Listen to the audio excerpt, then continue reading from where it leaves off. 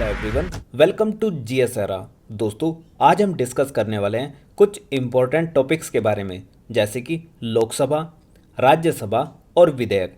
इन topic से related जितने भी इम्पोर्टेंट क्वेश्चंस परीक्षा में बनते होंगे, उन सभी को आज हम इस लेक्चर सीरीज के अंदर डिस्कस करने वाले हैं। तो चलिए डिस्कस करते हैं without wasting of time. Topic number first, विधेयक के प्रकार अर्थात टाइप्स ऑफ बिल्स। दोस्तों, जो बिल अर्थात विधेयक होते हैं वो चार प्रकार के होते हैं। जैसे पहला साधारण विधेयक, जिसको हम ऑर्डिनरी बिल के नाम से जानते हैं। दूसरा वित्तीय विधेयक अर्थात फाइनेंशियल बिल। और तीसरा विशेष विधेयक अर्थात स्पेशल बिल। और चौथा one of the most and important question, धन विधेयक अर्थात मनी बिल, जिसको सेंटर के लिए आर्टिकल 110 में डिफाइन किया गया है। और वहीं पर अगर स्टेट की बात करी जाए तो स्टेट में इसको आर्टिकल 199 अर्थात 199 आर्टिकल में इसको डिफाइन किया गया है। तो आपको ये दोनों के दोनों आर्टिकल भी याद रखने हैं। संघ के लिए कितना है 110 और राज्य के लिए कितना है 199।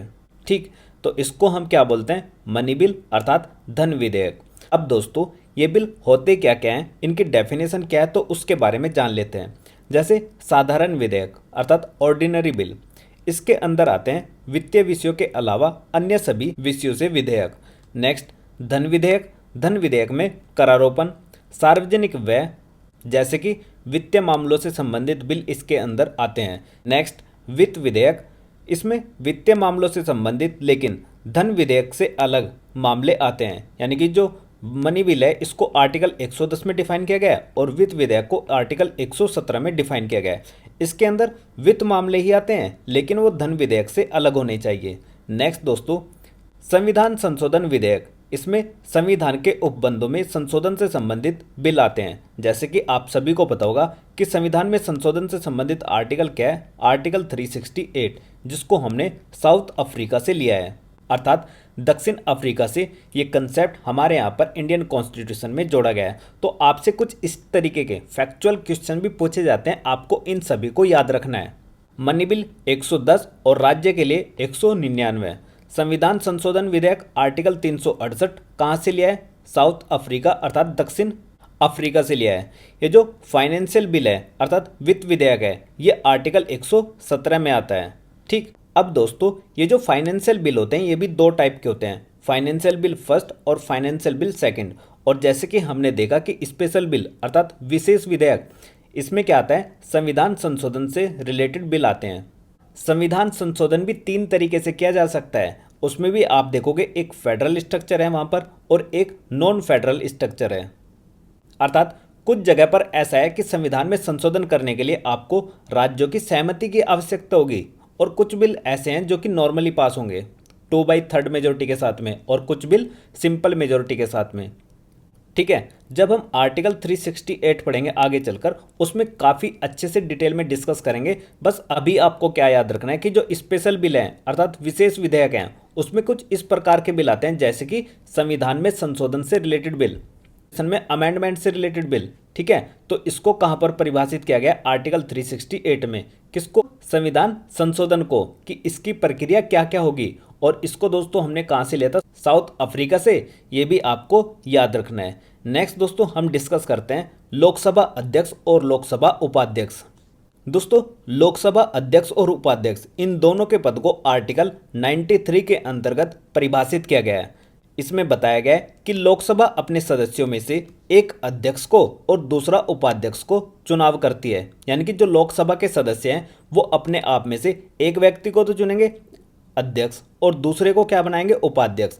और इनका चुनाव कौन करते हैं, खुद लोकसभा के सदस्य अपने आप में से ही। तो इसकी जानकारी हमें कहाँ से प्राप्त होती है, आर्टिकल 93 से। ये आपको याद रखना है। ये आर्टिकल काफ़ी बार पूछा गया है कि जो लोकसभा का अध्यक्ष है और उपाध्यक्ष है उनके पद का वर्णन कहाँ पर किया गया है, तो वो कहाँ पर है, आर्टिकल 93 में। लेकिन दोस्तों, एक बात और याद रखनी है, ये जो लोकसभा का अध्यक्ष होता है और उपाध्यक्ष होते हैं, जब ये अपने पद पर बैठते हैं तो ये उस रूप में अपने पद की शपथ नहीं लेते। ये जब संसद के सदस्य होते हैं, यानी कि जब ये लोकसभा के सदस्य होते हैं तो लोकसभा के सदस्य के रूप में ही शपथ लेते हैं, ना कि अध्यक्ष या फिर उपाध्यक्ष के रूप में। इसका मतलब ये हुआ कि जब कोई व्यक्ति एमपी बना यानी कि मेंबर ऑफ पार्लियामेंट बना और वो मेंबर ऑफ पार्लियामेंट में भी या तो लोकसभा का सदस्य बनता है या फिर राज्यसभा का। तो अगर हम बात कर रहे हैं लोकसभा अध्यक्ष की, तो वो कहाँ पर होगा, ऊपर वाले में होगा, यानी कि लोकसभा में होगा। तो अगर कोई व्यक्ति लोकसभा का सदस्य बना तो उसको क्या लेनी पड़ती है, शपथ लेनी पड़ती है। अब उसके बाद में लोकसभा के सदस्यों ने अपने आप में से ही दो व्यक्तियों को चुना, एक अध्यक्ष को और एक उपाध्यक्ष को।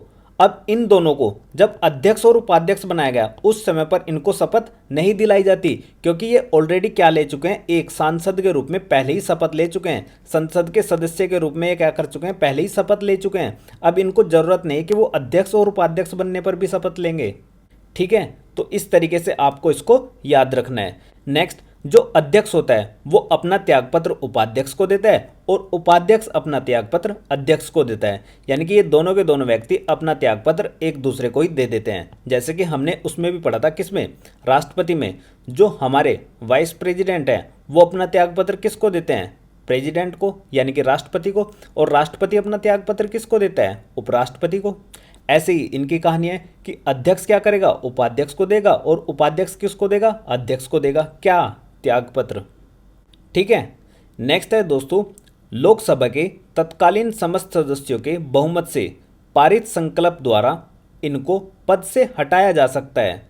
तो देखो, इनको इनके पद से भी हटाया जा सकता है। कब, जब लोकसभा के जो मेंबर हैं वो बहुमत से क्या करते हैं, एक संकल्प पारित करते हैं, तो तब इनको इनके पद से भी हटाया जा सकता है। लेकिन पद से हटाने के लिए आपको क्या करना पड़ेगा, 14 दिन पहले एक सूचना देनी पड़ेगी, किसको, जिस व्यक्ति को पद से हटाया जाना आवश्यक है।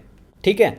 नेक्स्ट दोस्तों, हम बात करते हैं परीक्षा उपयोगी दृष्टि से कुछ इंपॉर्टेंट क्वेश्चंस। जैसे कि सबसे पहला है कि लोकसभा एक अस्थायी सदन है। दोस्तों, ये बात बिल्कुल सच है कि जो हमारी लोकसभा है वो एक अस्थायी अर्थात टेम्पोररी सदन है, और इस बात की जानकारी हमें प्राप्त होती है आर्टिकल 85 से। आर्टिकल 85 में बताया गया है कि जब लोकसभा का कार्यकाल सामान्यतः जो 5 वर्षों के लिए होता है, यदि वो लोकसभा अपना कार्यकाल पूरा कर लेती है तो उसके बाद में क्या होता है, यह लोकसभा अस्थायी सदन है, यानी कि इसका विघटन हो जाता है। और दूसरी बात, आर्टिकल 85 में यह बताई गई है कि जब काउंसिल ऑफ मिनिस्टर को अर्थात मंत्रिपरिषद को यह लगता है कि इस समय पर लोकसभा का विघटन किया जाना चाहिए, तो मंत्रिपरिषद की सलाह पर हमारे प्रेसिडेंट अर्थात राष्ट्रपति ऐसा कर सकते हैं कि वो लोकसभा को भंग कर सकते हैं अर्थात विघटित कर सकते हैं। जैसा कि इसमें बताया भी गया है कि जिसे कभी भी प्रधानमंत्री की सलाह पर राष्ट्रपति द्वारा भंग किया जा सकता है। अब देखो, यहाँ पर आ रहा है प्रधानमंत्री, तो ये जो मंत्रिपरिषद होती है, इस मंत्रिपरिषद का जो प्रधान होता है, जो चीफ होता है, वो कौन होते हैं, हमारे प्रधानमंत्री ही होते हैं। तो आपको कंफ्यूज होने की जरूरत नहीं है, बस आपको ये याद रखना है कि लोकसभा एक अस्थायी सदन है जिसकी जानकारी हमें आर्टिकल 85 से प्राप्त होती है।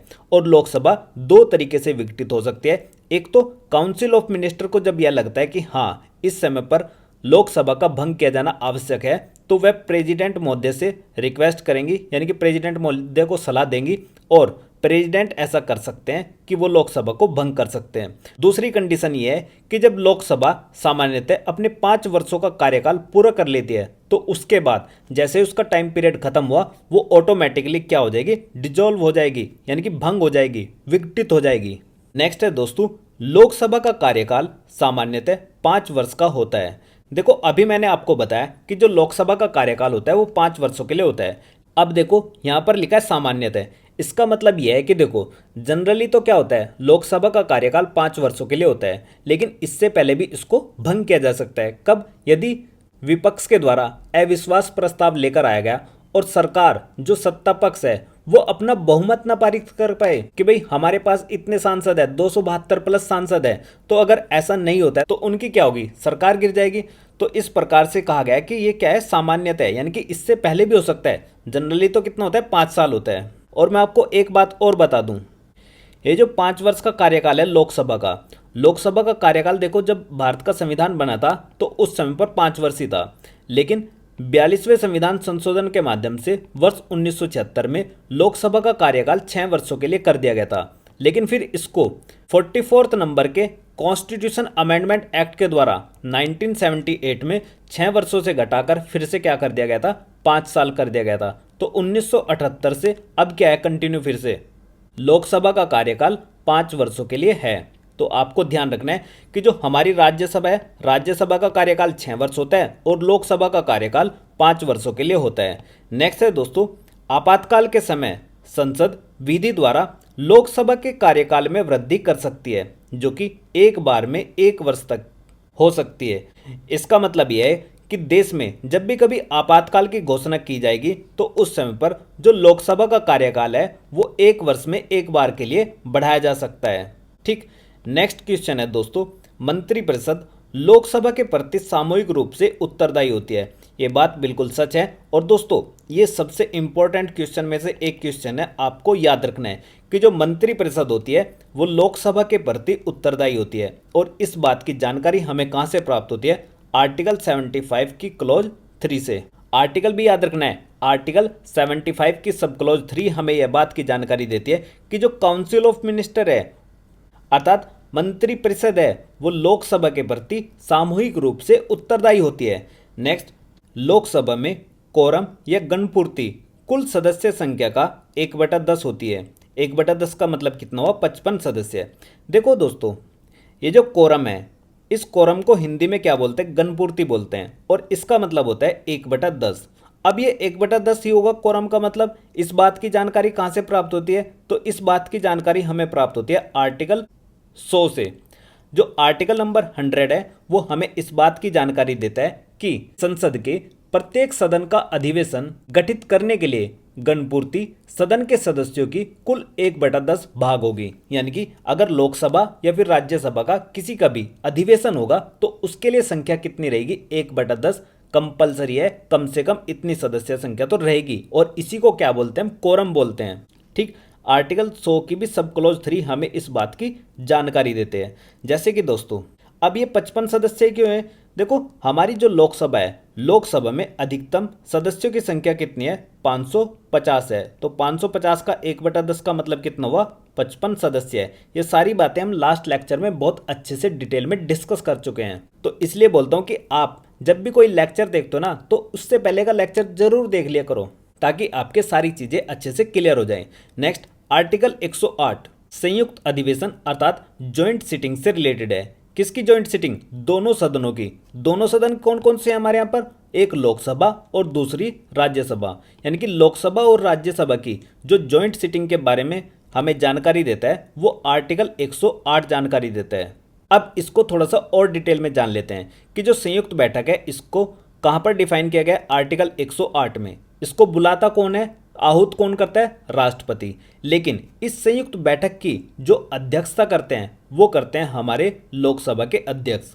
यानी कि जब इसकी अध्यक्षता होगी तो कौन करेगा? लोकसभा अध्यक्ष। लेकिन इसको बुलाते कौन है? आहूत कौन करते हैं? तो बुलाते कौन है? हमारे राष्ट्रपति। और दोस्तों अब तक भारत में 3 बार ज्वाइंट सिटिंग बुलाई जा चुकी है और ये जो मीटिंग होती है ज्वाइंट सिटिंग इसलिए बुलाई जाती है कि देखो यदि कोई बिल है, कोई बिल संसद में काफ़ी लंबे समय से पेंडिंग में है और उस पर कोई डिसीजन नहीं लिया जा रहा है तो हमारे राष्ट्रपति महोदय क्या कर सकते हैं? कोई ऐसी मीटिंग बुला सकते हैं। या फिर किसी बिल को लेकर दोनों सदनों में डिस्प्यूट है और कोई अंतिम सॉल्यूशन नहीं निकल रहा है और उस बिल को पास किया जाना अत्यंत आवश्यक है, तो ऐसी स्थिति में भी जो हमारे राष्ट्रपति महोदय हैं वो इस तरीके की ज्वाइंट सिटिंग को बुला सकते हैं। लेकिन दोस्तों अब एक बात सोचने की है, इसमें कौन कौन होते हैं? लोकसभा और राज्यसभा। इसमें एक थोड़ा सा ध्यान रखो, जब भी ये मीटिंग होगी और इस मीटिंग में जब भी कोई डिसीजन लिया जाएगा वो बहुमत से लिया जाएगा और बहुमत का मतलब कितना होता है? 50% + 1। अब इसमें सोचो जब 50% + 1 लिया जाएगा तो इसमें सदस्यों की संख्या ज़्यादा किसकी है? लोकसभा की। तो इसलिए क्या होगी? लोकसभा की जीत होगी। ठीक है, तो थोड़ा सा इस तरीके से भी आपको चीज़ों को अंडरस्टैंडिंग करते हुए चलना है कि भाई इसमें जो सदस्य संख्या है ज़्यादा किसकी है? लोकसभा की। कम किसकी है? राज्यसभा की। लेकिन जो फैसला लिया जाएगा बहुमत से लिया जाएगा। बहुमत होता है 50% + 1। तो जो विधेयक है किसके फेवर में जाएगा? लोकसभा के। ठीक है, लेकिन दोस्तों एक बात और याद रखना, जो इस प्रकार की मीटिंग होती है वो ना तो कॉन्स्टिट्यूशनल अमेंडमेंट जो संविधान में संशोधन होता है उस पर बुलाई जाएगी और ना ही जो मनी बिल होता है, धन विधेयक होता है, उस पर भी इस मीटिंग को नहीं बुलाया जा सकता। किसको? जॉइंट सिटिंग को, अर्थात संयुक्त बैठक को। संयुक्त बैठक को आप संविधान संशोधन से रिलेटेड जो बिल होगा उस पर नहीं बुला सकते। दूसरा, जो धन विधेयक होगा उस पर भी आप ऐसी मीटिंग नहीं बुला सकते। ये बातें आपको ध्यान रखनी है। तो इस प्रकार की मीटिंग किस पर बुलाई जाती है? ये साधारण विधेयक या फिर वित्त विधेयक पर बुलाई जाती है। और दोस्तों, भारत में अब तक 3 बार इस मीटिंग को बुलाया गया है। किन किन बिल पर बुलाई गई है? एक, दहेज निरोधक विधेयक पर, दूसरी बैंकिंग सेवा आयोग पर, और तीसरी पोटा पर। तो आपको इन तीनों के ही नाम याद रखने हैं। पहली दहेज निरोधक विधेयक, और दूसरी बैंक सेवा आयोग, और तीसरी पोटा। अब ये जो दहेज निरोधक अधिनियम आया था ये 1960 में आया था। ऐसे ही ये जो बैंक सेवा आयोग आया था इसको 1977 में लेकर आया गया था। ठीक है, तो आपको ये दोनों की दोनों बातें याद रखनी है। और पोटा पर कब आई थी? 2002 में। 1960, 1977 और सन 2002 पर 3 बार इस मीटिंग को बुलाया गया है। किसको? जॉइंट सिटिंग को। जॉइंट सिटिंग मतलब संयुक्त बैठक। और इसको कहाँ पर डिफाइन किया गया? आर्टिकल 108 में। तो आपको कुछ इस प्रकार के इंपॉर्टेंट क्वेश्चन याद रखने हैं कि इसमें कोई भी डिसीजन लिया जाएगा वो बहुमत से पारित होगा। इसको मनी बिल और संविधान संशोधन बिल पर नहीं बुलाया जाएगा। बुलाया जाएगा तो साधारण विधेयक और वित्त विधेयक पर। अब तक 3 बार बुलाई गई है। इसकी अध्यक्षता कौन करते हैं? लोकसभा अध्यक्ष। और बुलाता कौन है इसको? आहूत कौन करता है? हमारे राष्ट्रपति। नेक्स्ट है दोस्तों, लोकसभा अध्यक्ष दोनों सदनों की संयुक्त अधिवेशन की अध्यक्षता करता है। ये बात हमने अभी जानी कि जो संयुक्त बैठक का अधिवेशन करेगा, अध्यक्षता करेगा, वो कौन करेगा? लोकसभा अध्यक्ष। और इसकी जानकारी प्राप्त होती है आर्टिकल 118 की सब क्लॉज 4 से। नेक्स्ट, कोई विधेयक धन विधेयक है या नहीं, इसके बारे में डिसीजन कौन लेता है? लोकसभा अध्यक्ष, अर्थात लोकसभा स्पीकर। और लोकसभा स्पीकर के लिए दोस्तों कौन सा आर्टिकल है? जल्दी से बताओ। आर्टिकल 93। आर्टिकल 93 में क्या बताया गया है कि लोकसभा के सदस्य हैं वो अपने में से एक को तो चुनेंगे लोकसभा स्पीकर और दूसरे को चुनेंगे लोकसभा का डिप्टी स्पीकर यानी कि उपाध्यक्ष। किस में से? लोकसभा के सदस्य अपने आप में से ही। नेक्स्ट है दोस्तों, लोकसभा का कार्यालय 17 अप्रैल 1952 से 4 अप्रैल 1957 तक रहा है, जबकि लोकसभा का प्रथम अधिवेशन 13 मई 1952 को शुरू हुआ था। देखो, ये सारी बातें हम लास्ट लेक्चर में जान चुके हैं, लेकिन कुछ बातें जो भूल गए थे, जैसे संसद भवन का डिजाइन किसने तैयार किया था? सर हर्बर्ट बेकर ने और एडवर्ड लुटियंस ने। नेक्स्ट, संसद भवन की नींव रखी गई थी 1921 में। संसद भवन का उद्घाटन किया गया था 18 जनवरी 1927 को, और किसके द्वारा? लॉर्ड इरविन के द्वारा। संविधान में दोनों सदनों की संयुक्त बैठक का प्रावधान किया गया है। कहां पर? आर्टिकल 108 में। संयुक्त बैठक होती है वो साधारण विधेयक और वित्त विधेयक के मामले में ही कंडक्ट कराई जाती है। ठीक है, इतनी बातें आपको याद रखनी थी। नेक्स्ट है दोस्तों, कुछ इंपॉर्टेंट समिति है दोस्तों, संसदीय समितियां। दोस्तों, ये जो संसद की समिति होती हैं इनको इसलिए बनाया जाता है ताकि जो संसद में पेश होने वाले विधेयक होते हैं ये उस पर क्या कर सकें? गहन अध्ययन कर सके, जांच पड़ताल कर सके। तो जितनी भी सूक्ष्म जांच होती है, गहन अध्ययन होता है, वो सारा का सारा संसदीय समितियों के द्वारा ही किया जाता है। इसलिए संसद क्या करती है? विधायी कार्यों को संपन्न करने के लिए और कार्यपालिका पर नियंत्रण रखने के लिए इस प्रकार की समितियों का गठन करती है। अब इन समितियों का गठन कौन करता है? इनके नाम निर्देशित कौन करता है? और प्रतिवेदन प्राप्तकर्ता कौन होता है? ये दोनों के दोनों व्यक्ति होते हैं, सभापति और अध्यक्ष। यदि वो समिति लोकसभा की है उसमें गठनकर्ता, नाम निर्देशित करता और प्रतिवेदनकर्ता कौन होगा? लोकसभा का स्पीकर। और वहीं पर अगर वो समिति राज्यसभा की है तो उसमें गठनकर्ता, नाम निर्देशित करता और प्रतिवेदनकर्ता कौन होंगे? हमारे राज्यसभा के सभापति, जो कि कौन होते हैं? हमारे वाइस प्रेसिडेंट। तो आपको इतनी बातें याद रखनी है। अब दोस्तों हम बात करते हैं कि जो ये संसदीय समिति होती हैं ये कितने प्रकार की होती हैं। तो देखो, जनरली हम देखते हैं कि जो संसद की समिति होती हैं वो 2 प्रकार की होती हैं, जैसे एक स्थायी समिति और दूसरी तदर्थ समितियां।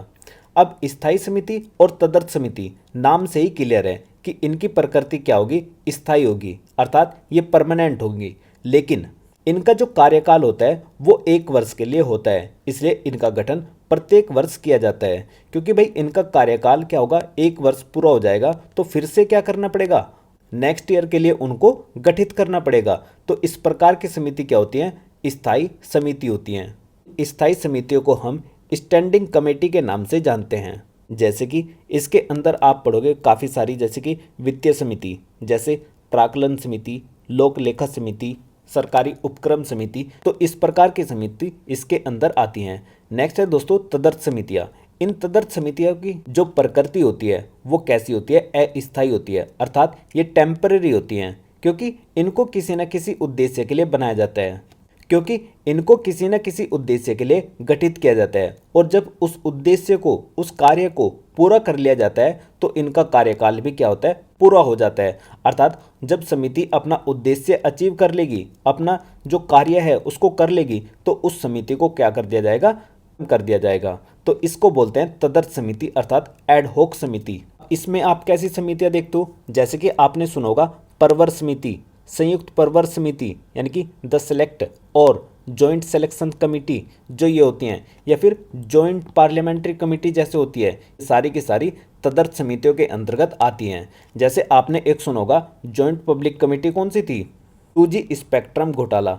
दोस्तों ये जो 2G स्पेक्ट्रम घोटाला था, इसकी जांच करने के लिए इसकी जांच करने के लिए एक कमेटी का गठन किया गया था, और उस कमेटी का दोस्तों आपको नाम याद होना बहुत ज़रूरी है, क्योंकि ये परीक्षा में पूछा जा सकता है। तो उस कमेटी का नाम क्या था, पीसी चाको समिति। आपको नाम याद रखना है, पीसी चाको समिति किससे संबंधित थी, 2G स्पेक्ट्रम घोटाले से। और दोस्तों इस समिति का गठन कब हुआ था, वर्ष 2011 में, और इस समिति में सदस्यों की संख्या 30 थी, लेकिन इसमें से जो 20 सदस्य थे वो लोकसभा से थे, और 10 सदस्य कहाँ से थे, राज्यसभा से थे। ऐसी ही एक कमेटी और पूछी जा सकती है आपसे, जैसे कि आपने सुना होगा काफ़ी बार एलिगेशंस लगाए जाते हैं कि भाई बोफोर्स घोटाला हुआ था, एक कब हुआ था बोफोर्स घोटाला, 1987 में। तो 1987 में बोफोर्स घोटाले से रिलेटेड एक कमेटी का गठन किया गया था। उस कमेटी का नाम क्या था, बी शंकरानंद समिति।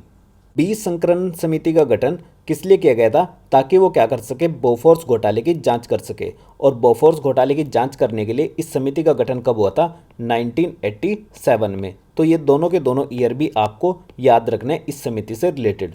बी शंकरानंद समिति बोफोर्स घोटाले से रिलेटेड है, पीसी चाको समिति 2G स्पेक्ट्रम घोटाले से रिलेटेड है। इसका गठन 2011 में हुआ था, और ये क्या है, जॉइंट पब्लिक कमेटी है। तो यहाँ से क्या समझ में आ रहा है आपके कि इनको किसी न किसी एक विशेष उद्देश्य के लिए गठित किया गया है। ऐसी एक कमेटी और गठित की गई थी 1992 में, जब हर्षद मेहता की शेयर घोटाले की बात आई थी निकलकर सामने। तो उस समय पर 1992 में एक मिर्धा समिति का भी गठन किया गया था। तो आपको इन समितियों के नाम थोड़े से याद रखने हैं, बाकी इन दोनों के तो आपको याद रखनी है, क्योंकि ये काफ़ी ज़्यादा इंपॉर्टेंट है और आपको याद रखनी है। अब दोस्तों हम बात करते हैं कि संसद की जो वित्तीय समिति है उनके बारे में। देखो जो ये वित्तीय समिति होती है संसद की स्थायी समितियों में से होती हैं। इन समितियों का उद्देश्य सार्वजनिक व्यय पर संसदीय नियंत्रण है, अर्थात जो सार्वजनिक व्यय होने वाला है उस पर संसद का नियंत्रण किस प्रकार से रहेगा, वो सारी की सारी बातें इन समितियों के अंदर डिस्कस की जाती हैं। और दोस्तों ये जो समिति होती हैं ये दो जगह पर कैटेगराइज किया जाता है, एकल समिति और संयुक्त समिति। जो एकल समिति होती है उसका नाम है प्राक्कलन समिति। One of the most and important questions इसी टॉपिक से बनते हैं। तो दोस्तों ये जो प्राक्कलन समिति है इसको हम अंग्रेजी में एस्टिमेट्स कमेटी के नाम से जानते हैं। और ये जो कमेटी है अर्थात प्राक्कलन समिति है, ये स्थायी समितियों में सबसे बड़ी समिति है। किसमें, स्थायी समितियों में। क्योंकि दोस्तों स्थायी समिति हमें दूसरी कौन सी पढ़नी है, लोक लेखा समिति, सरकारी उपक्रम समिति, ये भी क्या है, स्थायी समिति है। लेकिन अगर स्थायी समितियों में आपसे पूछा जाएगा कि सबसे बड़ी समिति कौन सी है, तो प्राक्कलन समिति है। ये बड़ी क्यों है, क्योंकि दोस्तों इसमें सदस्यों की संख्या सबसे ज़्यादा है। और कितनी है सदस्यों की संख्या, 30। ये सारे के सारे सदस्य कहाँ से आते हैं, केवल लोकसभा से, यानी कि इसमें राज्यसभा से कोई भी सदस्य नहीं आता। तो आपसे एग्जाम में काफ़ी बार कैसा क्वेश्चन पूछा जाता है, पहला क्वेश्चन कि जो प्राक्कलन समिति है उसमें सदस्यों की संख्या कितनी है, तो आंसर होगा 30। नेक्स्ट आपसे पूछा जाएगा कि जो प्राक्कलन समिति है क्या उसमें राज्यसभा के सदस्य भाग लेते हैं, हाँ या ना, तो आपका आंसर होगा क्या, नो, यानी कि कोई भी राज्यसभा का मेंबर इसमें पार्टिसिपेट नहीं करता। नेक्स्ट आपसे पूछा जा सकता है कि जो प्राक्कलन समिति है उसमें कितने सदस्य होते हैं। नेक्स्ट आपसे पूछा जा सकता है कि जो प्राक्कलन समिति है उसमें जो सारे के सारे सदस्य हैं वो कहाँ से आते हैं, तो आप कहोगे लोकसभा से आते हैं। और दोस्तों जो इनका इलेक्शन होता है वो हमारे प्रेसिडेंट वाइस प्रेसिडेंट की तरह ही होता है। रिप्रेजेंटेटिव सिस्टम और सिंगल ट्रांसफरेबल वोटिंग सिस्टम को इसमें अपनाया जाता है। और इनका जो कार्यकाल होता है वो 1 ईयर के लिए होता है, अर्थात 1 साल के लिए इनका कार्यकाल होता है। और आपको नेक्स्ट बात ये याद रखनी है कि जो प्राक्कलन समिति है, प्राक्कलन समिति का जो गठन किया गया था वो वर्ष 1950 ईस्वी में किया गया था। अब देखो जैसे 30 सदस्य हैं, इनका कार्यकाल कितना है, 1 वर्ष का है। तो 1 वर्ष पूरा होने पे क्या होगा, इसको हटा दिया जाएगा। तो अब इसका जब भी गठन होता है वो प्रत्येक वर्ष जब बजट पास होता है तो प्रत्येक बजट के बाद में इसके सदस्य को चुना जाता है दोबारा से, ताकि वो क्या कर सके, प्रशासनिक सुधार कर सकें। इसलिए कहा गया है कि जो इसके 30 सदस्य हैं वो सारे के सारे लोकसभा से होते हैं। इनका कार्यकाल 1 साल के लिए होता है और इसको सबसे पहले वर्ष 1950 में गठित किया गया था। प्रत्येक वर्ष इसको कब गठित किया जाता है, बजट पेश होने के बाद में, ताकि यह क्या कर सके, प्रशासनिक सुधार कर सके। इसलिए इसको हम क्या कहते हैं, अनुमान करने वाली वित्तीय समिति कहते हैं। और दूसरा हम इसको किस नाम से जानते हैं, स्थायी मितव्ययिता समिति। स्थायी मितव्ययिता समिति के नाम से भी इसको जाना जाता है। नेक्स्ट दोस्तों लोक लेखा समिति। दोस्तों ये जो लोक लेखा समिति है, तो ये जो लोक लेखा समिति है इसमें सदस्यों की संख्या 22 है। इन 22 मेंबर्स में 15 सदस्य इसके लोकसभा से आते हैं और 7 सदस्य इसके राज्यसभा से आते हैं। आपसे परीक्षा में ये पूछा जाता है कि जो लोक लेखा समिति है उसमें सदस्यों की संख्या कितनी है, 22 है। आपसे पूछा जाएगा कि लोकसभा से कितने सदस्य हैं, आप कहोगे 15 सदस्य हैं। और राज्यसभा से कितने हैं, 7 सदस्य हैं। कुल मिलाकर सदस्यों की संख्या कितनी है, 22 है। दोस्तों आपको याद रखना है कि जो लोक लेखा समिति है ये हमारी सबसे महत्वपूर्ण और सबसे पुरानी समिति है। ये सबसे ओल्डेस्ट कमिटी है हमारी और इसका गठन कब किया गया था, 1921 में। जबकि जो प्राक्कलन समिति है इसका गठन कब किया गया था, 1950 में। लेकिन ये जो प्राक्कलन समिति है ये स्थायी समितियों में सबसे बड़ी समिति मैंने बताया था आपको, क्योंकि इसमें सदस्यों की संख्या कितनी थी, 30। लेकिन ये सबसे पुरानी समिति है, ओल्डेस्ट समिति है। इसका गठन कब किया गया था, 1921 में। इसमें सदस्यों की संख्या कितनी है, 22, 15 लोकसभा से, 7 राज्यसभा से। नेक्स्ट आपको याद रखना है कि जो इसका अध्यक्ष होता है इस समिति का, वो कौन होता है, हमेशा विपक्ष का सदस्य होता है। यानी कि लोक लेखा समिति का जो अध्यक्ष होगा वो हमेशा विपक्ष का सदस्य होगा। लेकिन इस अध्यक्ष को मनोनीत कौन करते हैं, हमारे लोकसभा के अध्यक्ष अर्थात लोकसभा के स्पीकर। तो आपको कंफ्यूज नहीं होना है कि जो इसका अध्यक्ष बनेगा लोक लेखा समिति का वो कौन होगा, हमेशा विपक्ष का सदस्य होगा। नेक्स्ट आपसे पूछा जाएगा कि इस विपक्ष के सदस्य को जब अध्यक्ष बनाया जाएगा तो इसको मनोनीत कौन करेगा, तो वो करेंगे हमारे लोकसभा के अध्यक्ष। इतनी बातें आपको याद रखनी है। और दोस्तों ये जो 22 सदस्य हैं इनका कार्यकाल भी कितना होता है, 1 साल का ही होता है। तो ये जो प्राक्कलन समिति है और लोक लेखा समिति है, इन दोनों को आपस में क्या कहा जाता है, एक दूसरे की जुड़वा बहन कहा जाता है। अर्थात लोक लेखा समिति को प्राक्कलन समिति की जुड़वा बहन के नाम से जाना जाता है, क्योंकि इन दोनों का ही काम क्या है, सार्वजनिक व्यय पर संसदीय नियंत्रण स्थापित करना। उसको किस तरीके से नियंत्रण किया जाएगा, उस फंड को, उस एक्सपेंडिचर को, ये दोनों के दोनों इस बारे में बात करते हैं। नेक्स्ट है दोस्तों सरकारी उपक्रम समिति। दोस्तों इस समिति में भी सदस्यों की संख्या 22 है और लोकसभा से इसमें भी 15 सदस्य आते हैं और राज्यसभा से 7 सदस्य आते हैं। तो देखो आपके लिए अब कोई कन्फ्यूजन भी नहीं है, लोक लेखा समिति में 22 सदस्य हैं, सरकारी उपक्रम समिति में 22 सदस्य हैं, इसमें भी 15 सदस्य लोकसभा से आते हैं, इसमें भी 15 सदस्य लोकसभा से आते हैं, यहाँ पर भी राज्यसभा से 7 सदस्य है और यहाँ पर भी राज्यसभा से 7 सदस्य है। तो लोक लेखा समिति और सरकारी उपक्रम समिति, इनमें सदस्यों के लेकर कोई भी कन्फ्यूजन आपके माइंड में नहीं होना चाहिए, क्योंकि दोनों में क्या है, सेम है। सबसे ज़्यादा सदस्य किसमें, प्राक्कलन समिति में, कितने, 30 सदस्य हैं और इनका भी कार्यकाल कितना होता है, 1 साल ही होता है। लेकिन आपसे कई बार क्वेश्चन ये पूछा जाता है कि जो सरकारी उपक्रम समिति है इसको लाए जाने का श्रेय किसको जाता है, तो जो हमारे प्रथम लोकसभा स्पीकर थे जीवी मावलंकर, उन्होंने सबसे पहले सरकारी उपक्रम समिति को लाने का श्रेय दिया जाता है। किसको? गणेश वासुदेव मावलंकर को। और ये जो सरकारी उपक्रम समिति थी, इसमें सबसे पहले जो समिति बनाई गई थी, ये कब बनाई गई थी? 1 मई 1964 को। तो आपको ध्यान रखना है कि 1 मई 1964 को गणेश वासुदेव मावलंकर जी के कहने पर सरकारी उपक्रम समिति को बनाया गया था। नेक्स्ट दोस्तों हम डिस्कस करते हैं, एक क्वेश्चन और रह गया यहाँ पर, सूचना का अधिकार अर्थात राइट टू इन्फॉर्मेशन। दोस्तों इस राइट टू इन्फॉर्मेशन को वर्ष 2005 में लाया गया था। इसका स्वरूप विधिक अधिकार है, यानी कि जो आपका लीगल राइट होता है, इसका नेचर कुछ इस प्रकार का है। जो लोकसभा ने इसको पास किया था वो 11 मई 2005 को किया था और राज्यसभा ने इसको 12 मई 2005 को पास कर दिया था। लेकिन ये दोनों की दोनों तारीख इतनी ज़्यादा इम्पोर्टेंट नहीं है, क्योंकि इनसे ज़्यादा जो इम्पोर्टेंट डेट है वो है इसके लागू होने की तिथि, जो कि 12 अक्टूबर 2005 को है। आपसे एग्जाम में यहाँ से क्वेश्चन आएगा कि जो सूचना का अधिकार है अर्थात राइट टू इन्फॉर्मेशन है, ये कब लागू हुआ था? तो ये हुआ था 12 अक्टूबर 2005 को। और इससे रिलेटेड एक इम्पोर्टेंट केस कौन सा है? नामित शर्मा बनाम भारत संघ अर्थात नामित Sharma versus union of India का जो मैटर है वो किससे रिलेटेड है? सूचना के अधिकार से रिलेटेड है। अब देखो ये जो 12 अक्टूबर है, इसको आपको कुछ इस प्रकार से याद रखना है कि जैसे जो महात्मा गांधी जी हैं उनका जन्मदिन कब होता है? 2 अक्टूबर को। तो उनके ठीक 10 दिन के बाद में जो सूचना का अधिकार था इसको लागू किया गया था। कब? वर्ष 2005 में। 2 अक्टूबर के बाद यानी कि 12 अक्टूबर में, 12 अक्टूबर 2005 को इसको लागू किया गया था। क्योंकि ये डेट काफ़ी बार पूछी जाती है, एज इट इज पूछी जाती है कि भाई सूचना का अधिकार कब लागू हुआ था? तो 12 अक्टूबर 2005 को लागू हुआ था।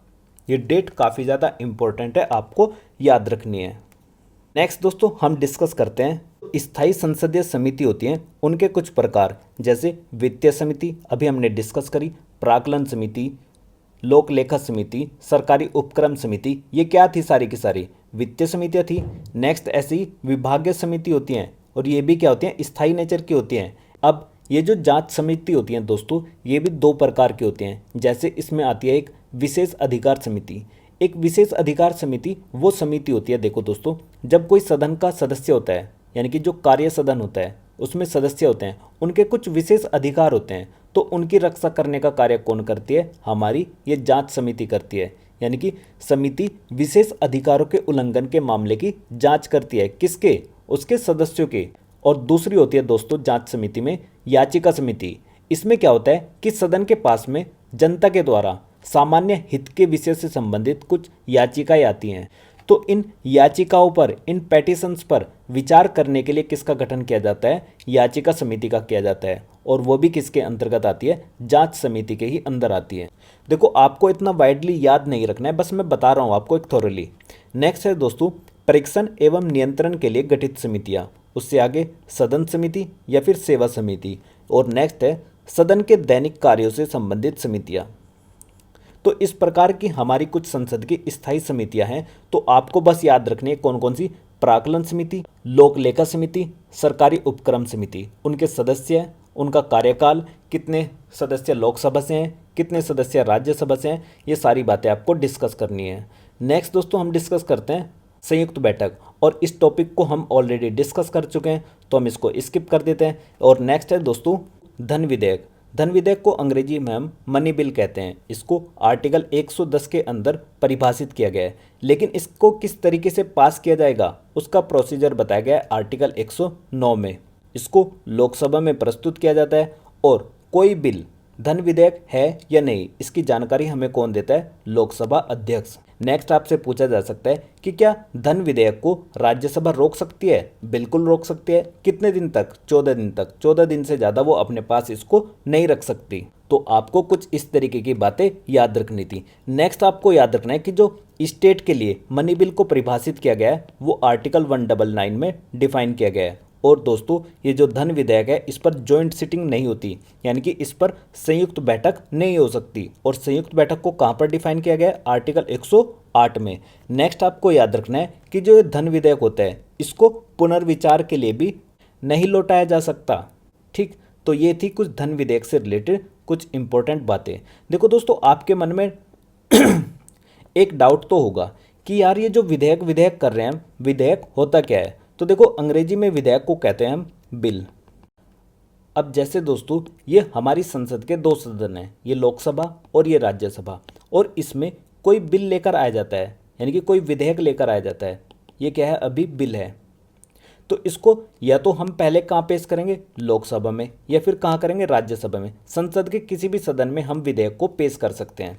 तो हमने सपोज करो इस बिल को कहाँ पर पेश कर दिया, लोकसभा में ले आए।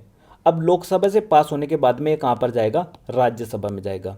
और जब राज्यसभा भी इसको पास कर देगी तो ये जाता है हमारे प्रेसिडेंट के पास में, यानी कि राष्ट्रपति के पास में। और जब राष्ट्रपति अपना सुझाव दे देगा, असेंट दे देंगे, तो उस समय पर ये जो बिल होता है, ये बिल किसकी फॉर्म ले लेता है, एक्ट की फॉर्म ले लेता है, अर्थात अधिनियम बन जाता है। कौन, ये विधेयक अधिनियम बन जाता है, यानी कि ये बिल एक्ट बन जाता है। कब, जब राष्ट्रपति इस पर क्या कर देते हैं, अपने सिग्नेचर कर देते हैं, अपना सुझाव दे देते हैं, ठीक है। अब उसके बाद में जब ये एक्ट जनता में लागू हो जाता है तो इसको हम क्या बोल देते हैं, लॉ, अर्थात कानून बोल देते हैं, रूल बोल देते हैं, ठीक है। इतनी बातें आपको याद रखनी है। नेक्स्ट दोस्तों हम डिस्कस करते हैं कि ये जो लोक लेखा समिति है, लोक लेखा समिति के अध्यक्ष की नियुक्ति कौन करते हैं, लोकसभा अध्यक्ष करते हैं। और लोक लेखा समिति का जो अध्यक्ष होता है वो हमेशा विपक्ष का नेता होता है। नेक्स्ट, सामान्यतः लोक लेखा समिति का अध्यक्ष नियुक्त किया जाता है लोकसभा से विपक्ष के किसी सदस्य को। नेक्स्ट, लोक लेखा समिति अपनी रिपोर्ट किसे देती है, लोकसभा अध्यक्ष को। नेक्स्ट, भारत सरकार ने वन संरक्षण अधिनियम पारित किया वर्ष 1980 में। तो आपको याद रखना है कि वर्ष 1980 में भारत सरकार ने वन संरक्षण अधिनियम को लागू किया। नेक्स्ट, राष्ट्रपति द्वारा राज्यसभा में मनोनीत किए जाने वाले कितने सदस्य होते हैं, तो उनकी संख्या कितनी है, 12 है। और ये 12 सदस्य किन किन फील्ड से आते हैं, तो आप जल्दी से कमेंट सेक्शन में मुझे कमेंट करके बताओगे कि वो फील्ड कौन से हैं। 4 क्षेत्र हैं जहाँ से हमारे जो राष्ट्रपति हैं वो राज्यसभा में 4 सदस्यों को नॉमिनेट करते हैं। और लास्ट लेक्चर में हमने बहुत अच्छे से डिटेल में डिस्कस किया था ये बातें। और आपको ये भी बताना है कि जो पहले लोकसभा में 2 एंग्लो इंडियंस को नॉमिनेट करते थे राष्ट्रपति, वो किस आर्टिकल के थ्रू करते थे, ठीक है, और किस अमेंडमेंट एक्ट के द्वारा अब इसको व्यवस्था को ख़त्म कर दिया गया। ये भी बात आपको कमेंट सेक्शन में कमेंट करके बतानी है। देखो वीडियो को यहीं पर पॉज करो और जल्दी से टाइप करो कि ये जो 4 बंदे हैं ये कहाँ से आते हैं। ये 2 बंदे सांसद हैं, एंग्लो इंडियंस अपॉइंट किए जाते थे राष्ट्रपति के द्वारा, कहाँ पर, लोकसभा में। इनको किस संविधान संशोधन के द्वारा ख़त्म किया गया, मतलब इनको नहीं, इनकी प्रथा को अब हमने बंद कर दिया इनको नॉमिनेट करना। नेक्स्ट, प्रथम अभिनेत्री जो राज्यसभा के लिए नामांकित की गई, नरगिस दत्त। नेक्स्ट, राज्यसभा के 1/3 सदस्य सेवानिवृत्त होते हैं कितने वर्षों बाद, प्रत्येक 2 वर्ष के बाद में। प्रत्येक 2 वर्ष के बाद में राज्यसभा के 1/3 सदस्य क्या होते हैं, रिटायर्ड हो जाते हैं। तो ये थे कुछ इंपॉर्टेंट क्वेश्चंस। देखो हमने इस पेज पर भी काफ़ी अच्छे से डिटेल में डिस्कस किए हैं। नेक्स्ट है दोस्तों संसद। संसद अर्थात पार्लियामेंट। देखो दोस्तों इस टॉपिक से रिलेटेड बातें हम लास्ट लेक्चर में बहुत अच्छे से डिस्कस कर चुके हैं, तो इसलिए बस हम यहाँ पर पॉइंट टू पॉइंट बातें डिस्कस करेंगे। जैसे संसद को भारतीय संविधान के भाग 5 में अध्याय 2 के अंतर्गत परिभाषित किया गया है। संविधान के भाग 5 के अध्याय 2 में अनुच्छेद 79 से लेकर 122 तक संसद अर्थात पार्लियामेंट को परिभाषित किया गया है, जिसमें बताया गया है कि जो आर्टिकल 79 है वो इस बात की जानकारी हमें देता है कि जो पूरा का पूरा संघ है अर्थात यूनियन है, उसके लिए क्या होगी, एक संसद होगी। और ये संसद राष्ट्रपति और 2 सदनों से मिलकर बनेगी। ये 2 सदन कौन होंगे, राज्यसभा और लोकसभा। यानी कि जो हमारी संसद है वो किससे मिलकर बनेगी, 3 लोगों से। एक तो राष्ट्रपति से, यानी कि आर्टिकल 52, जल्दी से याद करो, 52 क्या कहता है कि भारत का एक राष्ट्रपति होगा। दूसरा राज्यसभा से, राज्यसभा के लिए आर्टिकल 80 और लोकसभा के लिए दोस्तों क्या है, आर्टिकल 81। और इस बात की जानकारी हमें किसने दी, आर्टिकल 79 ने। तो मैंने कुछ इस तरीके से भी आपको लिखकर दिखाई दिया था कि भाई हम इस तरीके से लिखेंगे तो जल्दी से याद होंगे। 52, 80 और 81 इन तीनों की ग्रुपिंग क्या कहलाती है, संसद कहलाती है। अब दोस्तों जो ये संसद है इसमें अधिकतम सदस्यों की संख्या कितनी है, 550 हैं। इन 550 में 530 आती हैं राज्यों से। जैसे वर्तमान में हमारे यहाँ पर 28 राज्य हैं, तो 28 राज्यों से 530 सीट आती हैं। वहीं 20 सीट आती हैं केंद्र शासित प्रदेशों से, यानी कि यूनियन टेरिटरी से। और दोस्तों जो लोकसभा का अध्यक्ष है उसके बारे में जानकारी कौन देता है? आर्टिकल 93। आर्टिकल 93 में अध्यक्ष और उपाध्यक्ष किसके? लोकसभा के, इनके बारे में बातें बताई गई है। आर्टिकल 94 में क्या बताया गया कि इनका त्यागपत्र, अध्यक्ष अपना त्यागपत्र उपाध्यक्ष को देगा और उपाध्यक्ष अपना त्यागपत्र अध्यक्ष को देगा, लेकिन इनको बहुमत के पारित संकल्प के द्वारा भी हटाया जा सकता है। नेक्स्ट, जो लोकसभा का सचिवालय होता है वो लोकसभा के अध्यक्ष के अंतर्गत कार्य करता है। देखो यहाँ से बस ये इंपॉर्टेंट क्वेश्चन है, ये आपको याद रखना है कि जो लोकसभा का सचिवालय है वो लोकसभा के अध्यक्ष के अंतर्गत कार्य करता है। नेक्स्ट दोस्तों, जो इनकी सीटों का आवंटन है वो 1971 की जो जनगणना हुई थी उसके आधार पर है। उसके बाद जो 84वां संविधान संशोधन है वर्ष 2001 में हुआ था, उसके अनुसार यह कहा गया था कि आने वाली जो 2026 है तक जो इलेक्शन होगा लोकसभा का, उसमें हम 97 की जनगणना को ही काउंट करेंगे। और दोस्तों किसी भी राज्य के अंतर्गत कितनी लोकसभा सीट होंगी उसकी जानकारी किससे प्राप्त होती है? हमें राज्य की जनसंख्या से। नेक्स्ट, प्रोटेम स्पीकर होता है वो नवनिर्वाचित लोकसभा को क्या करता है? शपथ दिलाने का कार्य करता है। सामान्यतः जो प्रोटेम स्पीकर होता है वो सबसे वरिष्ठ नागरिक होता है। इसका कार्य होता है कि आम चुनाव के बाद जो नवनिर्वाचित सदस्य आए हैं उनको शपथ दिलाए। नेक्स्ट दोस्तों, आर्टिकल 100 की जो सब क्लॉज 3 है जो कि हम अभी डिस्कस कर चुके हैं कि इसमें कोरम अर्थात गणपूर्ति के बारे में बताया गया है कि उसकी संख्या कितनी होती है? 1/10 भाग होती है। लोकसभा का प्रथम अधिवेशन 13 मई 1952 को हुआ था और गणेश वासुदेव मावलंकर अर्थात जीवी मावलंकर हमारी लोकसभा के प्रथम अध्यक्ष थे, जबकि पहली महिला अध्यक्ष कौन थी? मीरा कुमार। मीरा कुमार प्रथम महिला अध्यक्ष थी। और ओवरऑल देखा जाए तो ये हमारी कौन से नंबर की अध्यक्ष थी? तो 15वें नंबर की अध्यक्ष थी, किसकी? लोकसभा की। जबकि फीमेल में कौन सी आई? प्रथम नंबर की है। नेक्स्ट है दोस्तों, साथ है दोस्तों कि जो उत्तर प्रदेश है यहाँ पर 80 सीट्स का प्रतिनिधित्व होता है जो कि सबसे ज़्यादा है लोकसभा में। नेक्स्ट है दोस्तों, जो लोकसभा के सदस्य होते हैं उनका कार्यकाल सामान्यतः 5 वर्षों के लिए होता है और ये काउंट होता है प्रथम मीटिंग से, प्रथम अधिवेशन से। नेक्स्ट, राष्ट्रपति को समय से पहले लोकसभा को विघटित करने का अधिकार भी दिया गया है और ये कौन से आर्टिकल में दिया गया है? फिर से कमेंट करो यहाँ पर, बताओ जल्दी से कि राष्ट्रपति ऐसा कब कर सकते हैं और विघटन का मतलब क्या होता है? ये भी हमने बहुत अच्छे से डिटेल में डिस्कस किया था कि विघटन का मतलब होता है 2 तरीके से, या तो लोकसभा का कार्यकाल 5 वर्ष पूरा हो जाए तो क्या करेंगे? तो वो अपने आप ही क्या हो जाएगी? विघटित हो जाएगी, यानी कि जैसे ही समय पूरा हुआ वो खुद से ही डिजोल्व हो जाएंगी। या फिर जो हमारी काउंसिल ऑफ मिनिस्टर है, मंत्रिपरिषद है, उसको लगता है कि हाँ लोकसभा का विघटन किया जाना चाहिए तो राष्ट्रपति मंत्रिपरिषद की सलाह पर ऐसा कर सकते हैं। और जो हमारी काउंसिल ऑफ मिनिस्टर होते हैं इसके मुखिया कौन होते हैं? हमारे प्रधानमंत्री होते हैं। नेक्स्ट, जो हमारी लोकसभा होती है आपातकाल के समय पर उसका कार्यकाल 1 वर्ष के लिए बढ़ाया जा सकता है, लेकिन एक बार में 1 ही वर्ष बढ़ाया जाएगा। ऐसा नहीं है कि भाई एक ही बार में तुम 3 साल 2 साल 4 साल इस तरीके से बढ़ा दो। जब भी कभी आपातकाल की उद्घोषणा होगी तो उसमें एक बार में 1 वर्ष के लिए ही बढ़ाया जाएगा। नेक्स्ट, लोकसभा का सदस्य बनने के लिए जो क्वालिफिकेशंस होनी चाहिए वो आपके पास कम से कम 25 वर्ष की आयु होनी चाहिए। अब दोस्तों हम डिस्कस करते हैं कि जो राज्यसभा है, राज्यसभा में अधिकतम सदस्यों की संख्या 250 है और इन 250 में 238 सदस्य आते हैं राज्यों से और संघ राज्य अक्षेत्र से, यानी कि स्टेट और यूनियन टेरिटरी, इन दोनों से मिलाकर कितने सदस्य आते हैं? 238 सदस्य आते हैं। जबकि ये जो 12 सदस्य हैं, इन 12 सदस्यों को राष्ट्रपति जी क्या करते हैं? मनोनीत करते हैं, नॉमिनेट करते हैं। और इस बात की जानकारी हमें कहाँ से प्राप्त होती है? आर्टिकल 80 से। लेकिन दोस्तों यहाँ पर मैंने एक बात आपको बताई थी कि जो आर्टिकल 80 है वो हमें कुल सीट्स के बारे में बताता है कि जो 250 सीट हैं उनमें 238 सीट कहाँ से आएंगी? स्टेट प्लस यूनियन टेरिटरी से। और 12 सीट कहाँ से आएंगी? जो राष्ट्रपति नॉमिनेट करेंगे अर्थात प्रेसिडेंट नॉमिनेट करेंगे। लेकिन ये इस बात की जानकारी नहीं देता कि किस राज्य को कितनी सीट मिलेंगी।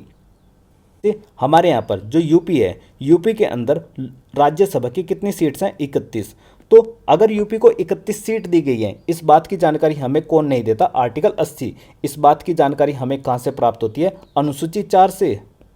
और हमें इस बात की जानकारी देता है कि किस राज्य को कितनी सीट दी जाएंगी, अर्थात allocation of seats in Rajya Sabha कहाँ पर है? अनुसूची 4 में, यानी कि राज्यसभा में सीटों का आवंटन। इस बात की जानकारी कौन देगी? अनुसूची 4। नेक्स्ट दोस्तों, जो इनका निर्वाचन होता है वो अनुपातिक प्रतिनिधित्व पद्धति के आधार पर एकल संक्रमणीय मत प्रणाली द्वारा होता है। अनुपातिक प्रतिनिधित्व प्रणाली का मतलब होता है PRS representative system plus single transferable voting system. Single मतलब एकल, ट्रांसफरेबल मतलब संक्रमणीय, मत मतलब वोटिंग, S4 सिस्टम। ठीक है, इस सिस्टम को अपनाया जाता है। और ये जो 12 सदस्य राष्ट्रपति नॉमिनेट करते हैं ये 4 फील्ड के एक्सपर्ट होते हैं, साहित्य, विज्ञान, कला और समाज सेवा। देखो ये क्वेश्चन आपसे पूछा था, आपने कमेंट तो नहीं किया होगा, इसलिए आपको इसका आंसर यहाँ पर मिल जाएगा। साहित्य, विज्ञान, कला और समाज सेवा से 12 सदस्यों को नॉमिनेट करते हैं कौन? राष्ट्रपति। देखो यहाँ पर थोड़ा सा जल्दी जल्दी मैं इसलिए बता रहा हूँ आपको ये सारी बातें, क्योंकि लास्ट लेक्चर में बहुत अच्छे से डिटेल में हमने इन चीज़ों को डिस्कस किया है, इसलिए बस हम यहाँ पर हवा में पढ़ रहे हैं ये वाली चीज़ें। इसके लास्ट लेक्चर में ही डिस्कस की थी ये सारी बातें। नेक्स्ट है दोस्तों, ये जो राज्यसभा है ये क्या है? स्थायी सदन है, यानी कि इसका विघटन नहीं हो सकता। क्यों नहीं हो सकता? क्योंकि भाई इसके जो 1/3 सदस्य होते हैं वो प्रत्येक दूसरे वर्ष के अंतराल पर रिटायर होते हैं। यानी कि 1/3 सदस्य का मतलब ये होगा कि जैसे उसमें 90 सदस्य हैं तो 90 का 1/3 कितना हुआ? 30। तो 30 सदस्य क्या होंगे? प्रत्येक दूसरे वर्ष के अंतराल पर क्या होंगे? रिटायर होंगे। तो जब 30 रिटायर होंगे तो 60 बंदे तो उसमें हमेशा बने ही रहेंगे, इसलिए क्या नहीं हो सकता? इसका विघटन नहीं हो सकता। इसलिए हम इसको क्या बोलते हैं? स्थायी सदन बोलते हैं। नेक्स्ट है दोस्तों, सदस्यों का कार्यकाल। जो लोकसभा होती है उसका 5 साल होता है और राज्यसभा का क्या होता है? 6 साल। लोकसभा के सदस्यों के लिए न्यूनतम आयु 25 वर्ष होती है, राज्यसभा के लिए 30 वर्ष होती है। उपराष्ट्रपति हमारे क्या होते हैं? राज्यसभा का पदेन सभापति होता है। आपसे कई बार परीक्षा में पूछा जाएगा कि राज्यसभा का पदेन सभापति कौन होते हैं, एक्स ऑफिशियो चेयरमैन कौन होते हैं? तो कौन होते हैं? हमारे उपराष्ट्रपति। और इसकी जानकारी कहाँ से प्राप्त होती है? एक आर्टिकल 64 देता है इसकी जानकारी और दूसरा आर्टिकल 89 देता है कि जो हमारे राज्यसभा के सभापति हैं वो कौन होंगे? हमारे उपराष्ट्रपति होंगे। इसलिए इसको क्या बोला है? पदेन बोला है। देखो पदेन का मतलब क्या है, मैं इसको एक एग्जाम्पल से समझाता हूँ। जैसे यहाँ पर ये एक फीमेल है और ये कोई मेल है, इन दोनों की आपस में शादी हो जाती है तो ये क्या हुई? वाइफ हो गई। और ये क्या हुआ? हस्बैंड हो गया। और साइड में मैंने इधर से क्या बना दी? पिंक कलर से एक इसकी साली बना दी हस्बैंड की। देखो जब इस लड़के ने इस लड़की से शादी करी तो ये इसका क्या कहलाया? पति कहलाया। लेकिन पति बनते ही ये अपने आप ही ऑटोमेटिकली इसका क्या कहलाया जाने लगा? जीजा कहलाने लगा। यानी कि इस व्यक्ति ने जो पद संभाला वो किसका संभाला? हस्बैंड का। किसका हस्बैंड बना? ये किसका पति बना? इस लेडी का। लेकिन इस व्यक्ति ने अपने आप ही कौन सा पद ले लिया? जीजा का पद भी ले लिया। तो इस तरीके से इस पद्धति को बोला जाता है कि पदेन, कि अगर कोई व्यक्ति एक पोस्ट होल्ड करेगा तो वो दूसरी भी अपने आप ही होल्ड कर लेगा। मतलब होल्ड का मतलब एक यहाँ पे कनेक्शन बता रहा हूँ, वैसे नॉर्मली एग्जांपल समझाने के लिए कि भाई जैसे ही इसने क्या करा, हस्बैंड ने वाइफ के साथ शादी करी तो इसका तो क्या बन गया? पति बन गया। लेकिन इसका क्या बन गया? जीजा बन गया ना यहाँ से। तो ये वाली बात मैं आपको समझाना चाह रहा हूँ कि जैसे जो हमारा उपराष्ट्रपति होगा वो क्या बना? एक तो उसने जैसे ही उपराष्ट्रपति बना जीतकर तो वो अपने आप ही क्या बनेगा? राज्यसभा का सभापति बनेगा। तो इसको बोला जाता है पदेन सभापति। पदेन मतलब उपसभापति अपना त्यागपत्र सभापति को सौंपता है और उपसभापति बहुमत से पारित संकल्प के आधार पर भी हटाया जा सकता है। नेक्स्ट, अखिल भारतीय सेवाओं का सर्जन राज्यसभा की एकांतिक शक्ति है। यानी कि जो अखिल भारतीय सेवाएं हैं उनसे रिलेटेड अगर किसी चीज़ का सर्जन करना है, पद का सर्जन करना है तो राज्यसभा की ये एकांतिक शक्ति है। नेक्स्ट, संविधान की 4थी अनुसूची में राज्यसभा के लिए राज्य व संघ राज्य क्षेत्रों में सीटों का आवंटन का प्रावधान है। जैसे कि अभी बताया हमने, allocation of seats in Rajya Sabha कहाँ पर है? अनुसूची 4 में। नेक्स्ट, आर्टिकल 252 दो या दो से अधिक राज्यों के लिए। आर्टिकल 252 दो या दो से अधिक राज्यों के विधानमंडल द्वारा प्रस्ताव पारित कर संसद से राज्य सूची के विषय पर भी कानून निर्माण करने का अनुरोध किया जा सकता है। कि अगर दो या दो से अधिक राज्य ये चाहते हैं कि भाई हम उन दोनों के विधानमंडल ने एक प्रस्ताव पारित कर दिया कि जो संसद है वो राज्य सूची के विषय पर उनसे संबंधित, उन दोनों राज्यों से संबंधित कानून बना सकती है, तो ऐसा कर सकती है। देखो हमारे यहाँ पर जो अनुसूची है, जो हमारे यहाँ पर अनुसूचियाँ हैं उनकी संख्या 12 है। लेकिन दोस्तों जो हमारी 7वीं अनुसूची है उसमें 3 प्रकार की लिस्ट दी गई है, लिस्ट 1, लिस्ट 2 और लिस्ट 3। जो लिस्ट 1 है उसको संघ सूची अर्थात यूनियन लिस्ट कहते हैं, लिस्ट 2 को हम राज्य सूची कहते हैं और लिस्ट 3 को हम क्या कहते हैं? समवर्ती सूची अर्थात कंकरेंट लिस्ट। अब जो संघ सूची है उस पर केवल संघ सरकार कानून बनाती है। स्टेट लिस्ट है अर्थात राज्य सूची है, उस पर केवल राज्य सरकार कानून बनाती है।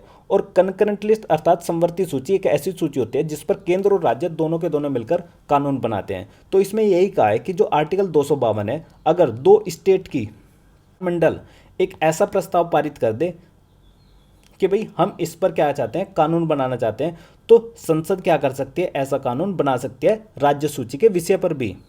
क्योंकि राज्य सूची के विषय पर अधिकार किसको होता है कानून बनाने का, राज्य सरकार को। लेकिन जब राज्य सरकार ही खुद कह दे कि भाई आप ऐसा कर दो, तो केंद्र सरकार अर्थात यूनियन अर्थात संघ सूची ऐसा बिहेव कर कर संसद क्या कर सकती है, उस पर कानून बना सकती है।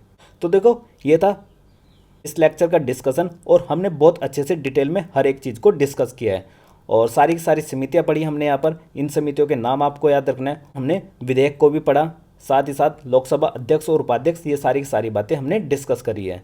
तो देखो लेक्चर की ड्यूरेशन थोड़ी ज़्यादा होने के कारण इस वीडियो को हमें फिर से यहीं पर पॉज करना पड़ेगा, आपसे नेक्स्ट लेक्चर में डिस्कस करना पड़ेगा।